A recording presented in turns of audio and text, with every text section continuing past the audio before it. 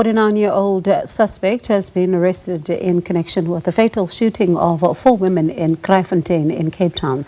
The National Police Commissioner has revealed this at a press conference today. Fannie Masemola also addressed last night's hostage drama in Mamelodi, where a police constable allegedly held his family against their will following a paternity dispute. You are aware of the incident in Mamelodi this morning, where our special task force, together with the negotiators, have been on the scene where one of our constables have shot his close relatives. He fatally wounded one 18-year-old, and later he released his mother, but later when last night, he ended up taking his life. So the member was stationed at Boschkop police station, but of course he was detached to the Thulani district infrastructure task team, and it is a sad story, and we encourage all members of SABC to make use of the employee health and wellness that we have in the organization, in the form of, we have chaplains, we have social workers, we have got psychologists, and of course members are not always compelled or forced to go into the services of our own employee health and wellness. If they chose to go outside, we still allow them to do so. So I'm encouraging all members to make use of the professional services that we have. Let's speak now to Thulani Ngwenya, President of the Police and Prison Civil Rights Union, on this particular matter. Very good evening to you, and thank you so much for your time. What is Popcru's reaction to this tragedy that unfolded in Mamelodi last night? Good evening, and good evening to your viewers at home. It is a sad day again for the South African Police Service. What we have heard this morning, that a member have committed a suicide and a hostage to the family, is something that is not good for us, but we find it very difficult to accept it in a manner in which it happens, because how can a member go home and hold family hostages if it's not related to working environment and everything? So we find it very difficult to accept that maybe he was not giving enough support from the work, hence he decided to use the firearm to do whatever he did. Because we have been calling upon for the EHW to be merged with PolMed, because it's not utilized in a manner that is supposed to be utilized. It is utilized against our members, and information that is given to them, they are using it also to lambast the member and name drop on incidents in the offices. Lots of members are not supporting the use of EHW.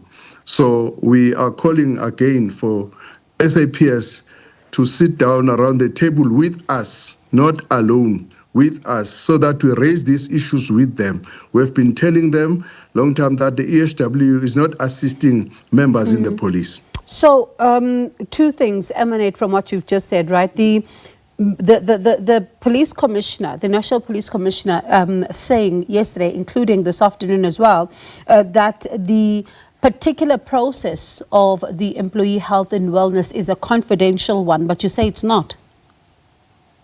It's not a confidential. Members can attest to that, because sometimes when they go and confide and tell these members of the HW, some of them, they play a rank card on them, and they tell them that they are generals and what, they don't want to listen to them. The only part that I can say it works is when there is a death, where pastors, which are there in SAPS, they will go and report to the family.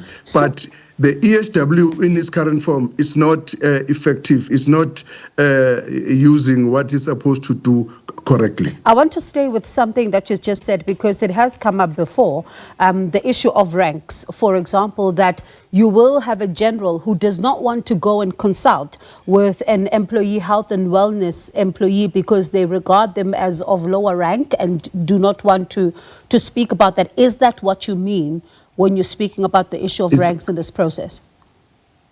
Yes, they drop a rank and they can't come to the level of the members. Sometimes members are so frustrated in such a way that when they want to engage, they will tell them, what rank are you? Because that's what they push forward. It's only the rank. It's not what the service that they must give to members, of which that is why as Popcru, we are of a firm view that we need to engage the National Commissioner and we need to engage the whole management of SAPS about this conduct of these people that are happening. And some of them, when members can confront, when comes the time when members are supposed to be given opportunity for upward mobility, they use that thing against the member. It's sort of like bullying the members, telling the members they know what is happening behind the scene and what, of which is supposed to be confidential. So that is why we are saying it's not working. If it can be taken to the medical aid and we get professionals, not rank-oriented people to deal with these matters, maybe we can get progress. Thulani,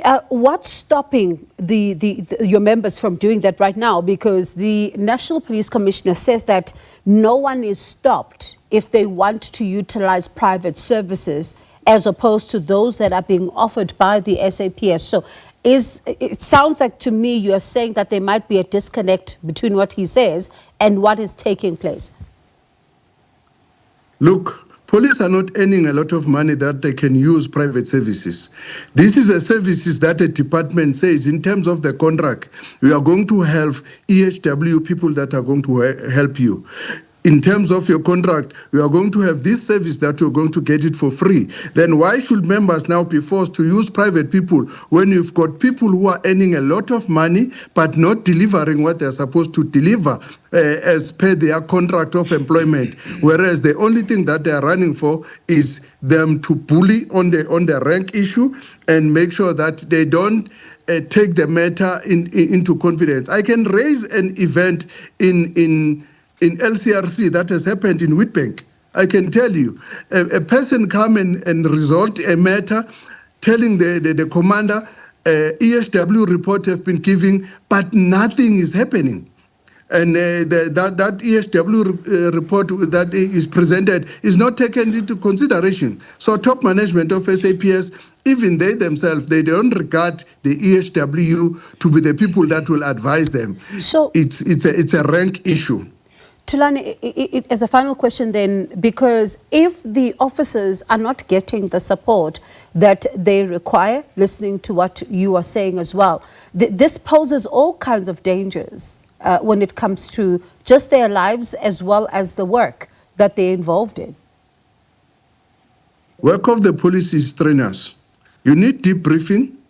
You need to be briefed before, and all those things. It poses a very serious threat unless such time that they acknowledge the fact that ESW, if we can move it and make it part of the package of Polmet, so that at least it's outside SAPS and then it operates outside.